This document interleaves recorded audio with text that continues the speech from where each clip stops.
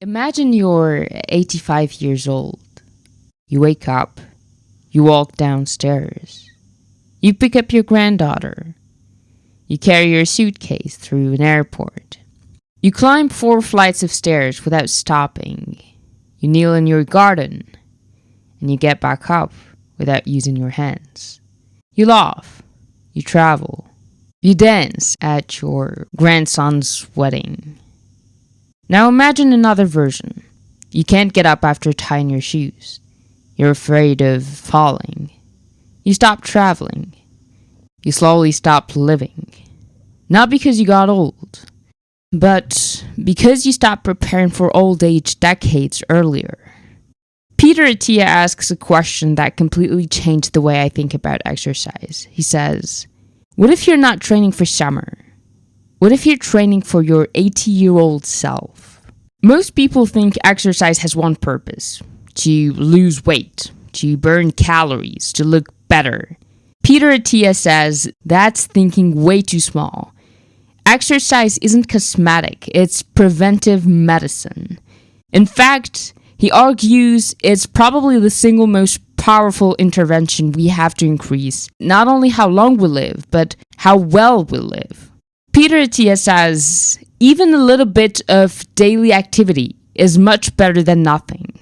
Going from 0 weekly exercise to just 90 minutes per week can reduce your risk of dying from all causes by 14%. It's very hard to find a drug that can do that. According to Peter, there are 5 pillars of health: nutrition, sleep, emotional health, medication, and exercise. And if he says that if he could only keep one, he'd keep exercise. The question is why? Well, that's actually the question we're answering in this episode. Most people think smoking is one of the biggest predictors of dying early. It actually is. But being extremely unfit may actually predict mortality even more strongly than several traditional cardiovascular risk factors. Let that sink in. He says, as the authors of the JAMA study concluded, cardiorespiratory fitness is inversely associated with long-term mortality. Exercise isn't just something athletes do. Fitness is one of the strongest predictors of whether we're alive decades from now. And exercise doesn't just help your heart, it helps your brain, your immune system, your bones, your muscles, your metabolism, your mitochondria, as well as your emotions and your memory. It's almost strange. There are very few things in medicine that improve nearly every system in that body, and exercise is one of them. Peter says, exercise is so effective against diseases of aging that it has often been compared to medicine. John Ioannidis, a Stanford scientist with a penchant for asking provocative questions, decided to test this metaphor literally, running a side-by-side comparison of exercise studies versus drug studies. He found that in numerous randomized clinical trials, exercise-based intervention performed as well as or better than multiple classes of pharmaceutical drugs at reducing mortality from coronary heart disease, prediabetes or diabetes, and stroke. For that reason, Peter Attia suggests that we should approach our lives and health with an athlete mindset, and in that way work out as if we were training for a competition, what he actually calls the Centenarian Decathlon. He says the only way that we would be able to fight the steep decline due to gravitational pull of aging on our bodies is to adopt the philosophy of a decathlete and applying it to aging. Think of the Centenarian Decathlon as the 10 most important physical tasks you will want to be able to do for the rest of your life. Some of the items on the list resemble actual athletic events, while some are closer to activities of daily living. And still others might reflect your own personal interests.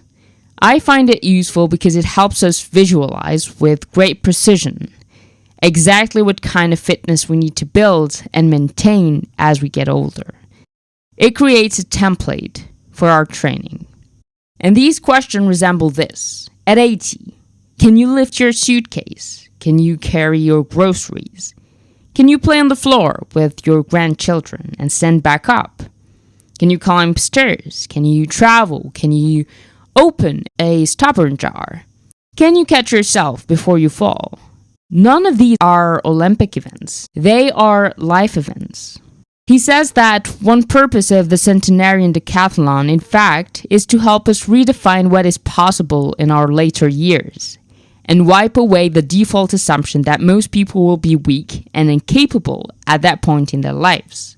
As Centenarian decathletes, we are no longer training for a specific event, but to become a different sort of athlete altogether, an athlete of life.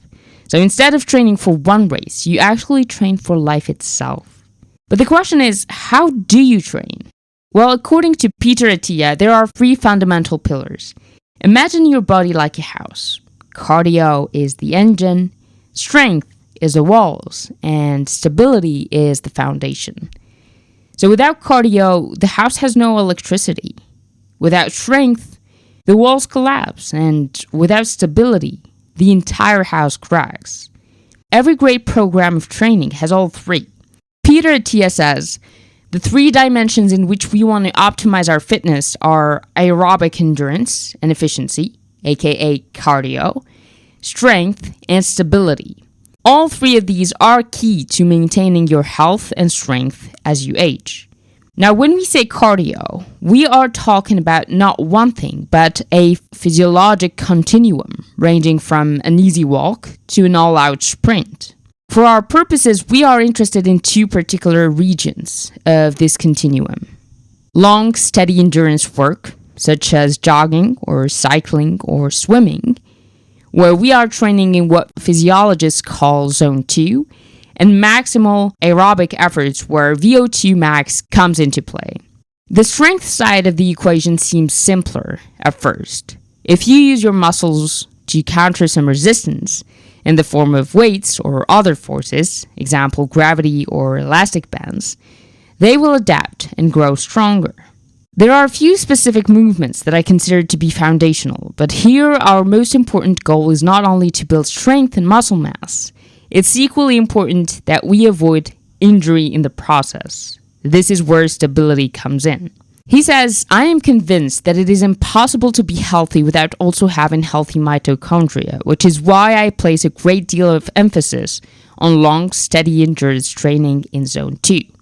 Typically, Zone 1 is a walk in the park, and Zone 5 or 6 or 7 is an all-out sprint. Zone 2 is more or less going at a speed slow enough that one can still maintain a conversation, but fast enough that the conversation might be a little strained. It translates to aerobic activity at a pace somewhere between easy and moderate. He says that it seems that about 3 hours per week of Zone 2, or 4 45-minute sessions, is the minimum required for most people to derive a benefit. Now, I personally try to do indoor biking every single day or so when I finish my gym session. So about 45 minutes to an hour of biking while studying my German or while reading something. And that helps me do my Zone 2 cardio every week, alhamdulillah. Now he says, if Zone 2 represents a steady state, where you are kind of cruising along at a sustainable pace, VO₂ max efforts are almost the opposite. This is a much higher level of intensity, a hard minutes-long effort, but still well short of an all-out sprint. Even if we are not out to set world records the way we train VO₂ max, the way we train VO₂ max is pretty similar to the way elite athletes do it.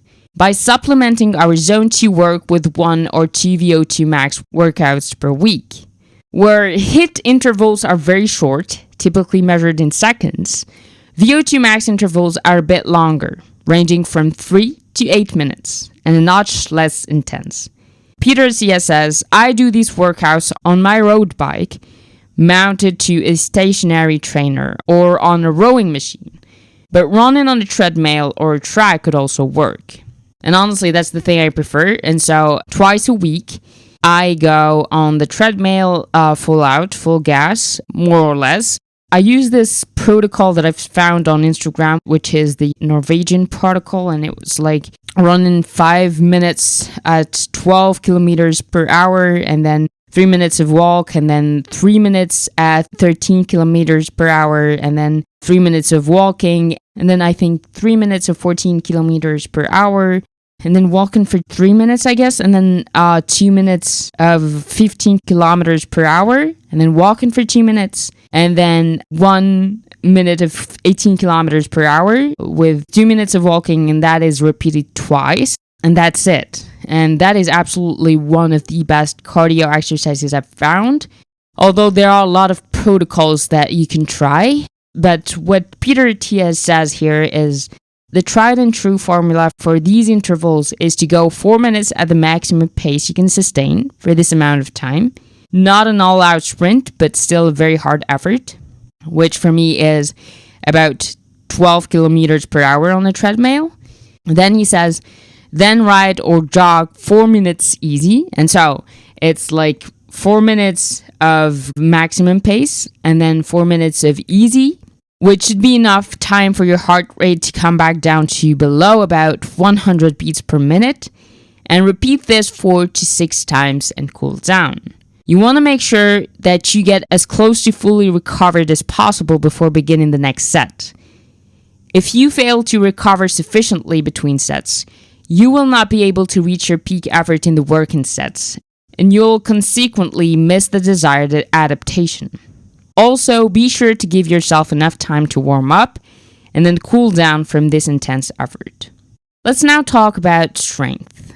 Most people think strength means looking muscular. Peter Attia disagrees. Strength, for him, means can you carry your luggage? Can you lift your child? Can you get off the floor? Can you survive surgery? And can you avoid becoming frail? Strength isn't vanity, it's independence. Peter Attia says, I think of strength training as a form of retirement saving. Fundamentally, I structure my training around exercises that improve the following. Grip strength, which is how hard you can grip with your hands, which involves everything from your hands to your lats. He says almost all actions begin with a grip. Second is attention to both concentric and eccentric loading for all movements, meaning when arm muscles are shortening, which is the concentric phase, and when they are lengthening, which is the eccentric phase. In other words, we need to be able to lift the weight up and put it back down, slowly and with control. Rocking down hills is a great way to work on eccentric strength because it forces you to put on the brakes. The third exercise is pulling motions at all angles, from overhead to in front of you, which also requires grip strength. And 4, hip hinging movements, such as the deadlift and squat, but also step-ups, hip thrusters, and countless single-leg variants of exercises that strengthen the legs, glutes, and lower back. Now, the final pillar is stability. Everyone wants to lift heavier, but almost nobody wants to learn how to breathe. Yet Peter Attia argues breathing may be where stability begins, then the feet, then the spine, then the shoulders. Because injuries usually don't appear out of nowhere. They're often the final consequences of years of poor movements. So don't just train to become stronger. Train so you can keep training. Peter Attia says, stability is an integral part of my training program. Twice a week, I spend an hour doing dedicated stability training based on the principles of DNS, PRI, and other practices, with 10 to 15 minutes per day on the other days. Stability training begins at the most basic level, with the breath. This intra-abdominal pressure is the basic foundation for everything that we do in stability training. A deadlift, squats, anything. If the road to stability begins with the breath, it travels through the feet. The most fundamental point of contact between our bodies and the world. Our feet are literally the foundation for any movement we might make. So, toe yoga is a series of exercises intended to improve the dexterity and intrinsic strength of our toes, as well as our ability to control them with our mind. The structure we most want to protect and a major focus of stability training in general is the spine. And the easiest way to start this process is to get on your hands and knees and go through an extremely slowed down controlled cat-cow sequence. And then he describes other exercises for the shoulders, for example. But the most important thing is that stability includes movements that pretty much resembles a stretch, pretty much resembles what we do in Pilates, for example. But they are specific for stability, and you can actually check out DNS and PRI principles and exercises on YouTube, and you will find these exercises. I actually don't do these as frequently as I should. I mean, even stretching is something I usually ignore, thinking I don't have enough time, and I know this is a mistake. I know that this is the door for injuries, but I promise I'm trying to do my best with it. But yeah, I really hope you'll get better than me at this. But one day, there will be a final workout, a final hike, a final walk with your parents, or a final game with your children. None of us knows when that day will come, but we do have a choice about how capable we'll be until then. Maybe the purpose of exercise was never to help us look better in the mirror. Maybe it was always about protecting our freedom, our independence, our memories, our relationships. Maybe we're not actually training for next summer. Maybe we're training for the life we still hope to live decades from now. And perhaps that's what Peter Attia means when he invites us to become an athlete of life. So that is where I'll leave it. I hope you enjoyed listening to this episode as much as I've enjoyed making it. I know this is a very short episode, but I figured that in order to post more frequently, in order to bring value more frequently, I had to do shorter, I had to do more condensed, and I had to go to the point and bring you the most important values and the most important notions, the most important information that I could gather. And that's what I ended up with. So I really hope you enjoyed it. If you haven't yet subscribed to the podcast or YouTube channel, I'd really appreciate it if you did. Your support goes a long way in motivating me to keep chasing my hero and sharing this journey with you. Thank you so much for tuning in. And until next time, take care and keep chasing your hero.